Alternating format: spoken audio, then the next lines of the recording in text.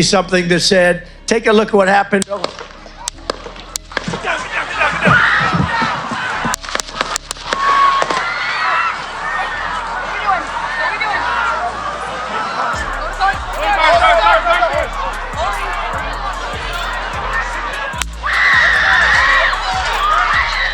the FBI, I'm being told, has now identified the shooter. Do we have the identity? Can we have this? Okay, so here we are being told this with the FBI. Let me just read this right here. The FBI has identified. The name is Thomas Matthew Crooks.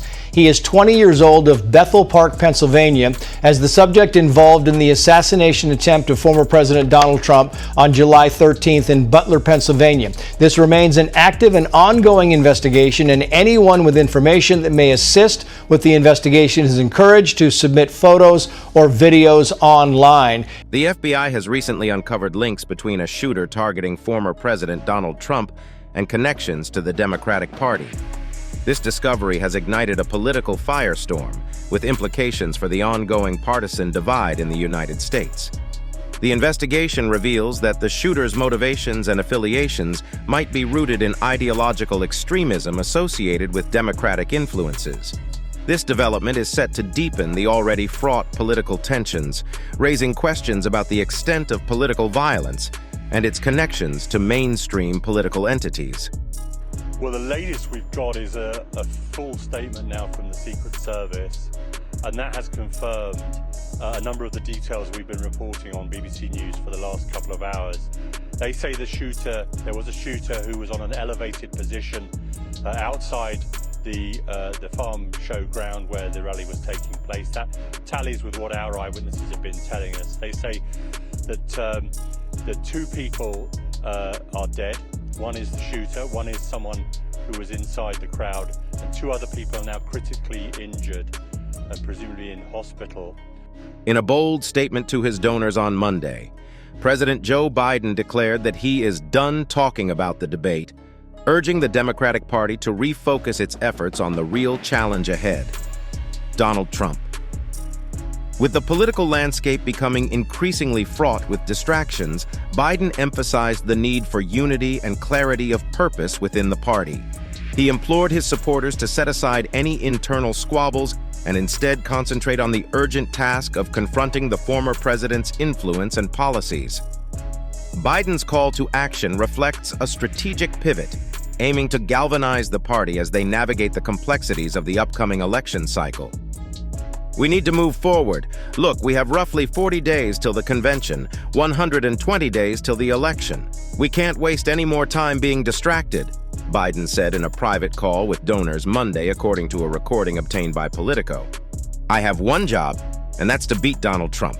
I'm absolutely certain I'm the best person to be able to do that. So, we're done talking about the debate. It's time to put Trump in a bullseye, Biden said. President Joe Biden recently delivered a forceful message to hundreds of top Democratic donors and bundlers in the National Finance Committee, underscoring his determination to solidify party unity amid growing internal dissent. This message, part of a broader strategy to stem defections within the Democratic Party, highlights the urgency with which Biden and his allies are addressing emerging fractures. Earlier in the day, Biden sent a fiery missive to congressional Democrats, unequivocally declaring his intention to remain in the presidential race despite calls from approximately half a dozen members for him to step aside. This adamant stance signals Biden's resolve to lead and his confidence in his administration's direction, aiming to reassure supporters and consolidate his position. Compounding the political intrigue, recent developments have suggested potential Democratic involvement in the recent assassination attempt on former President Donald Trump. The FBI's ongoing investigation has uncovered links between the shooter and Democratic affiliations, adding a layer of complexity and controversy to an already tense political landscape. These revelations have intensified scrutiny on the Democratic Party, prompting debates about ideological extremism and the potential for political violence within mainstream politics. Biden's proactive communication to his supporters and congressional colleagues underscores his commitment to maintaining control and cohesion within the party. while the unfolding investigation into the assassination attempt on Trump raises critical questions about the intersection of political rivalry and security.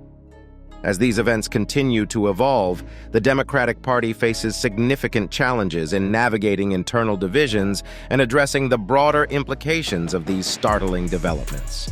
Agencies that have been engaged in making sure that the people who, and we have more detail to come relative to other people maybe injured in the audience. I don't have all that detail. We'll make that available to you. I may be able to come back a little later tonight, but we'll put out a statement if I'm not able to give, if it's not convenient for you all.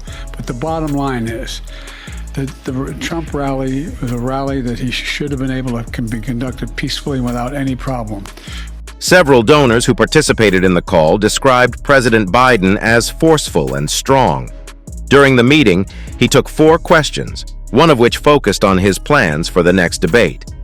In response, Biden outlined his strategy with a succinct and assertive declaration: "Attack, attack, attack," according to one of the participants on the call. This aggressive stance highlights Biden's determination to confront his opponents head-on and underscores his commitment to a vigorous campaign as he seeks to galvanize support and maintain his leadership position within the Democratic Party. Biden repeated multiple times that he would not be leaving the race. "I'm telling you, I'm not going anywhere, folks. I'm in this to the end, and I'm going to beat Trump. I promise you." He touted the grassroots support he observed during his 10-day cross-country tour following the debate, which took him from Georgia to Wisconsin to Pennsylvania. Throughout the tour, he witnessed enthusiastic backing from local communities, reinforcing his campaign's momentum. Biden also expressed his gratitude to his donors for their unwavering support, acknowledging their crucial role in sustaining his efforts and propelling his campaign forward. "I appreciate you hanging in there with me. I realize you're getting a lot of heat," he said. Instead of airing public concerns about his campaign, Biden argued that the party should focus its ire on Trump.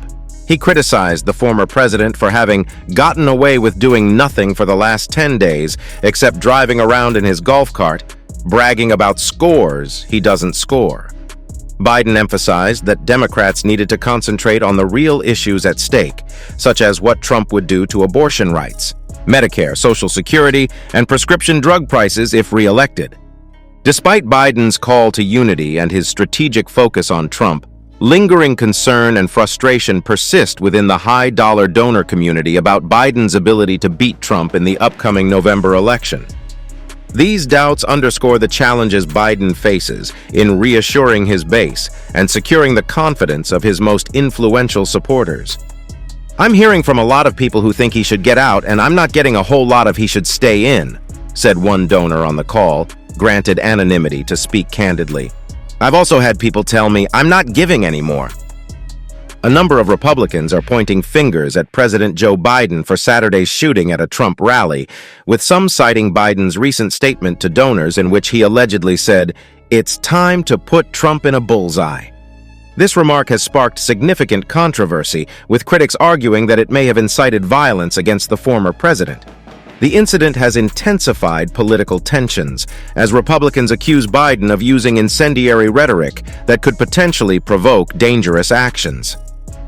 As the investigation into the shooting continues, the fallout from Biden's statement is likely to further polarize an already deeply divided political landscape. In a Politico article shared Monday, Biden reportedly told donors, "I have one job, and that's to beat Donald Trump. I'm absolutely certain I'm the best person to be able to do that. So we're done talking about the debate. It's time to put Trump in a bullseye." This statement has drawn considerable attention and criticism, with some interpreting it as overly aggressive and potentially inflammatory. The remark has fueled accusations from Republicans that Biden's rhetoric could incite violence, particularly in light of the recent shooting at a Trump rally. As political tensions continue to escalate, the impact of Biden's words on the already charged political climate remains a significant concern. Biden's comments underscore his strategic focus on contrasting his vision with Trump's perceived lack of engagement and leadership. As the election approaches, his assertion reflects a determined effort to shift attention back to substantive issues and to energize his campaign against Trump's presidency. Even as there has been a growing chorus condemning Biden's reference, there is currently no evidence tying those comments to the shooter's actions or motivations.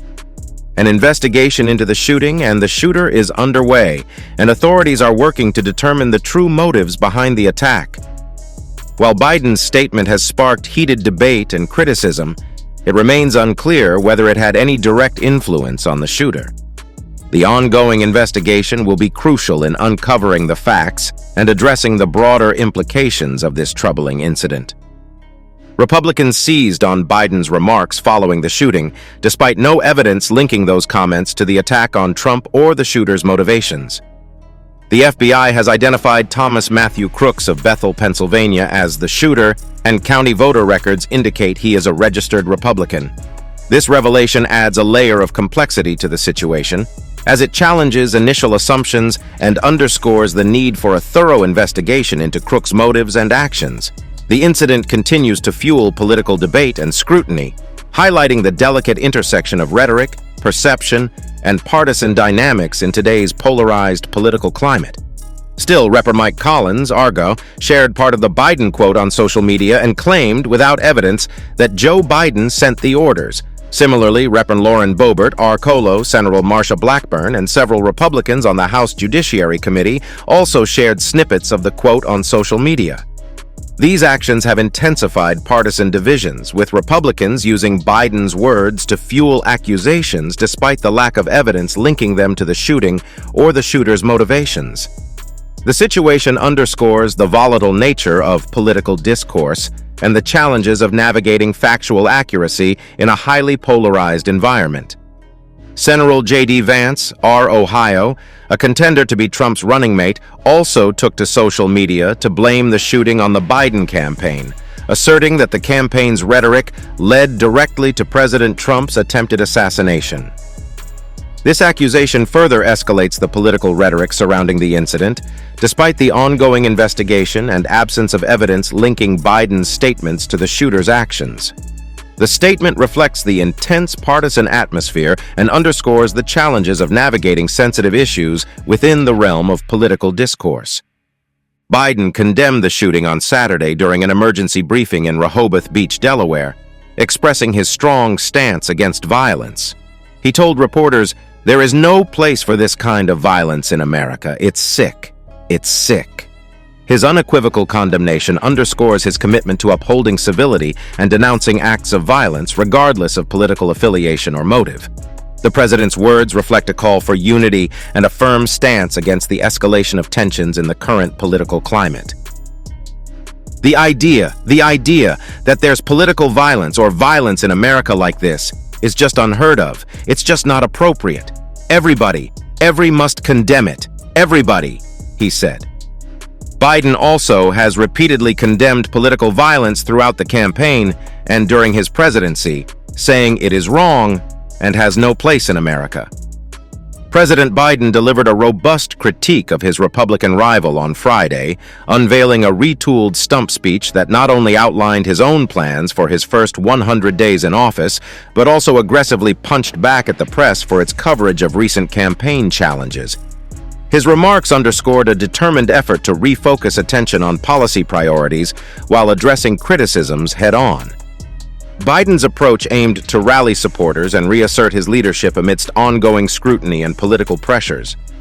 President Biden, 81, is actively working to rejuvenate his campaign for a second term following concerns raised by some Democrats about his ability to secure victory in November. These concerns intensified after a debate 2 weeks ago where he faced challenges in effectively articulating his points. Biden's campaign efforts now focus on regaining momentum and reinforcing confidence among supporters amidst ongoing scrutiny and electoral challenges. You've probably noticed there's been a lot of speculation lately. What's Joe Biden going to do? Is he going to stay in the race? Is he going to drop out? He said, "I am running and we're going to win. I'm not going to change that," he said during a rambunctious rally in a high school gym where his supporters chanted, "Don't you quit, and we got your back. You made me the nominee, no one else. Not the press, not the pundits, not the insiders, not donors," he said. "And I'm not going anywhere." Biden's recent trip to Michigan is part of a series of appearances in crucial blue wall states that are pivotal for securing his re-election bid. Prior to Michigan, he visited Pennsylvania last weekend and Wisconsin a week ago, underscoring his strategic focus on bolstering support in key battleground states that played a decisive role in his previous electoral victory. These visits highlight Biden's campaign strategy to consolidate his base and appeal to voters in regions critical to his path to victory in the upcoming election. Even fans are talking about this. One fan wrote, "Words ringing out in the White House, the Clinton Mansion, and the Obama Mansion. What do you mean, what he missed?" Another one added, "So minus the complete sloppiness of perimeter protocol, the fact someone snuck a gun in, you're telling me they had Trump get back up after getting confirmation the shooter is dead? Why did they assume it was only one shooter and not force him off? So many questions." As investigations into the shooting continue, the FBI's findings linking the shooter to Democratic affiliations have sparked intense debate and scrutiny. The revelations have deepened partisan tensions, with Republicans pointing to the shooter's background as evidence of broader ideological extremism within the Democratic Party. Meanwhile, Democrats have emphasized the need for a thorough investigation to determine the shooter's motives and any potential connections to political rhetoric. As the story unfolds, it serves as a stark reminder of the complex intersection between politics, security, and public discourse in contemporary American society. That's it for today. See you in the next video. Until then, goodbye.